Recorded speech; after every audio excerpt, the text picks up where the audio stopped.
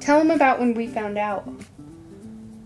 So when we found out that I was diagnosed with cancer, it's interesting. It's like your whole world is turned completely upside down. And I didn't know much about cancer, but all I really knew was that I needed comfort.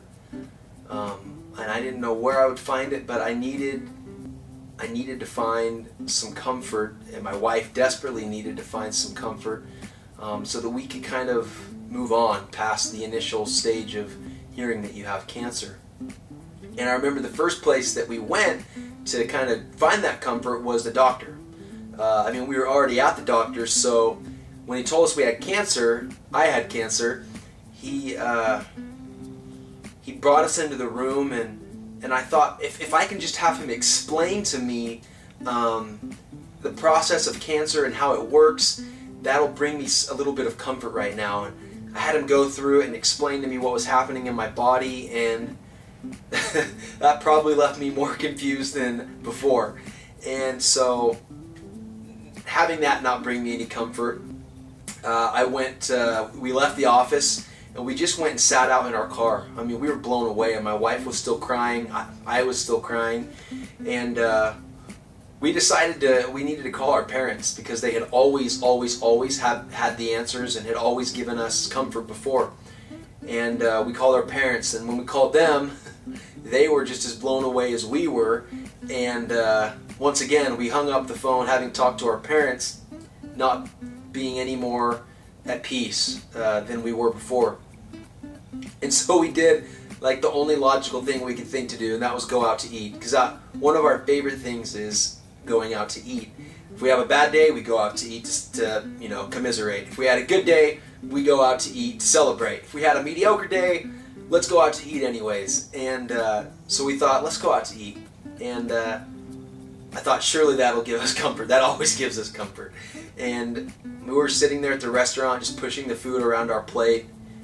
And it was just, we didn't find peace in that, certainly. We went home. We had friends come over. There was no peace there. They even brought Ben & Jerry's. Hard to believe there's no peace at Ben & Jerry's, but there wasn't for us that day. And finally, we realized we need help from something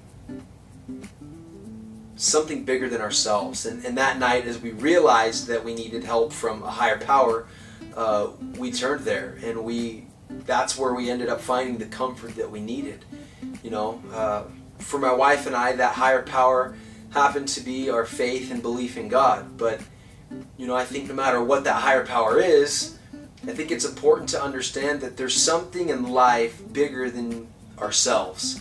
For myself personally, it not only gave me perspective, but it gave me something to trust in other than just me. Aside from my personal beliefs on the subject, numerous studies have been done on the benefits of turning to a higher power in times of need. This higher power could be many different things depending on one's background, culture, or religious influence. For some, it might be God. For others, it could be Allah or Buddha. And for those who don't believe in the existence of a supreme being, it could be nature, existential freedom, or just the power of the human spirit. Whatever the higher power, studies all tend to show the same thing. People that believe in something greater than themselves are happier, healthier, and more able to cope with life's difficulties. Consider the following information. A 2008 study by the Pew Research Center showed that 92% of Americans believe in God or a universal spirit, including 1 in 5 of those who call themselves atheists. Another study showed that if you're having serious cardiac surgery and receive strength and comfort from your religious faith, you're almost 3 times more likely to be alive 6 months down the road. One analysis examined the effect of religious struggle defined by such things as being angry at God or feeling punished by a higher power. It showed that those who have such feelings toward a higher power also have poorer physical recovery and higher mortality. According to the authors of the study, our findings suggest that patients who indicate religious struggle may be at particularly high risk for poor medical outcomes. Another study found that depressed patients who had a strong intrinsic religious faith recovered over 70% faster from depression than those with less strong faith. In numerous reports, spirituality has also been linked to better health, less hypertension, less stress, even during difficult times, more positive feelings, less depression, greater psychological well-being, and superior ability to handle stress. As you can see from these studies, if we turn to a higher power, the benefits are many. But perhaps the biggest benefit from turning to a higher power is that it can help us find purpose and meaning in our trials. It can allow us to gain a better understanding of why we experience the things we experience. It can help us answer important questions we might have, and it can provide the comfort we seek during difficult times.